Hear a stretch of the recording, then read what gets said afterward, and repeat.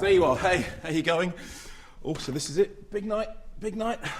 Half an hour's time, this place can be packed. They're all coming. Tom, Brad, Dickie, Angelina. Right, I'm going to get in the zone. You stay here. Good seat? Great. I'll see you later. Ladies and gentlemen, the Culture Show is proud to present the Kermode Awards 2008. And here's your host, this guy.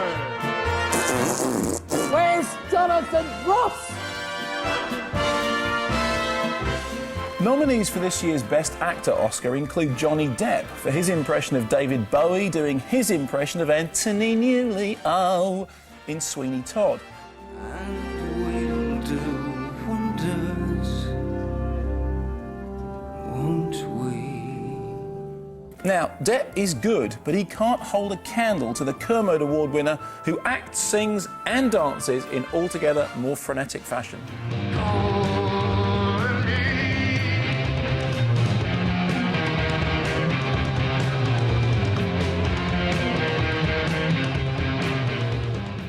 As someone who never even liked Joy Division, always more of a Comsat Angels man myself, it gives me real unknown pleasure, see what I did there, to acknowledge that this was the year that Control made a star of the Kermode Award winner, Sam Riley. This is definitely the most dapper statue I've ever seen, and not a bad likeness. Thank you for your support, Mark. It hasn't got my name on it. This is outrageous. Were you going to give it to whoever turned up? No surprise that the Oscar nominations for Best Actress this year once again include someone playing the Queen. In this case, Cate Blanchett in Elizabeth the Golden Age. What is it with Americans and British royalty? Tell him if he wants to shake his little fist at us, we're ready to give him such a bite he'll wish he'd kept his hands in his pockets. But for the second year running, the Kermode Award goes to a European actress who made a stunning impact in a foreign language film for her utterly compelling role in the Romanian abortion drama 4 months, 3 weeks, 2 days. The Kermode Award for Best Actress goes to Anna Maria Marinka. Stai bine? Da. Doare chestia? Ca o usturime, așa. Când mi l-a pus, m-a durut. Mark, you made me very happy tonight. Thank you very much for this award. It was a complete surprise, I must say, and I'll take this to my dad, who taught me so much about life and art. Thank you so much. Now, music is absolutely crucial to cinema, and the greatest travesty of this year's Oscar nominations is the fact that the most inventive score of the year was ruled ineligible because sections of it had been performed previously. This means that there's a nomination for syrupy sludge like Ratatouille,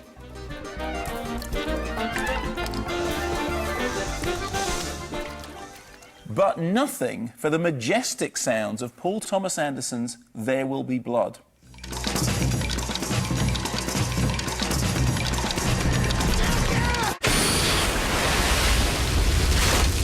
The award for Best Score goes to Radiohead's Johnny Greenwood for There Will Be Blood.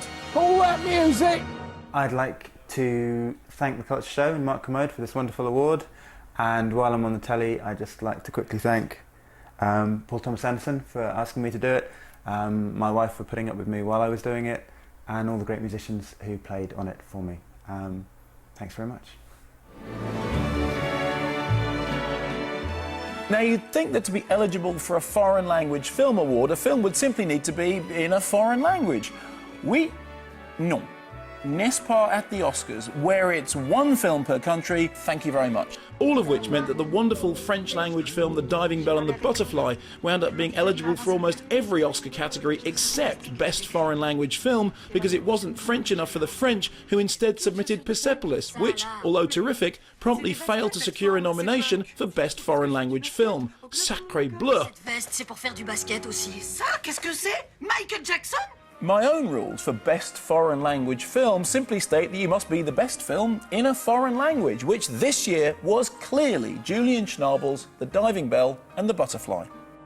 What's that in French, then? Or my what? Mark? How do you pronounce his last name? Kermode. Mark, thank you for this. Somebody asked me if I remembered you. How could I forget you? You're right here. My kids are going to love this. The winner of this year's Kermode Award for Best Director is a true auteur, a filmmaker who can take any material and make it uniquely, distinctly his own. A couple of years ago, he did this with A History of Violence, a comic strip adaptation which was twisted into a fleshy tale of fluid identities by this former horror maestro. I said, coffee! Now he's done it again with Eastern Promises. Uspokój. Anger is very dangerous. Makes people do stupid things. Please, forget any of this ever happened. The script may have had holes you could drive a double-decker bus through, but in the hands of this legendary filmmaker, it became a wonderful celebration of the new flesh, replete with lavish tattoos and full-on naked male wrestling, which means my winner for Best Director is David Cronenberg. Who's he when he's at home? Never heard of him. Thank you so much. This really is the most important award of the year, no matter what other people tell you. And I'm not just saying that because I won it. Although, maybe I am. But in any case, it's with the greatest pleasure and euphoria, in fact, that I accept this fantastic award. Thank you. And so to Best Film, and it's with a heavy heart but little sense of surprise that I tell you that my favourite film of the year has been largely overlooked not only at the Oscars but at every major awards ceremony. It's April Fool's Day, you know. Ain't no joke.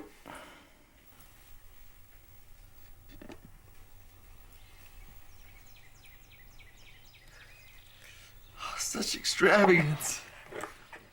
Don't that nickel just shine, though? It's more than I could hope for. The assassination of Jesse James by the coward Robert Ford has been notable by its absence from almost every Best Film category, but not here. Here at the Kermodes, I am proud to present the statuette for Best Film to writer-director Andrew Dominic. Any prizes for strippers? I feel honoured at being able to accept it. It's going to occupy pride of place in my home, and I am going to be, I'm sure, the envy of both Brad Pitt, Casey Affleck. They didn't receive awards, Brad and Casey? I guess not.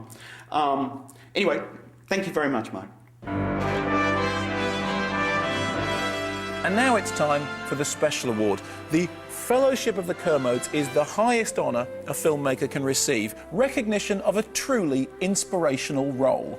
This year's recipient is surely the greatest living British filmmaker, a former enfant terrible who once scandalised audiences with films like Women in Love and The Music Lovers. But for me, his most incendiary work is The Devils, which redefined the aesthetics of British cinema, brilliantly pitching its ancient battles between religion, sex and politics against shockingly modern sets designed by Derek Jarman. He is, quite simply, a living legend. Ladies and gentlemen, Ken Russell. I'll just be right up there. So, Ken, yep. I'm really glad you got it. It's, you know how much I love you. You do. Mwah. So, how was it? Much better than that other bloke. Who? I forget his name now. Jonathan Ross. Who's he?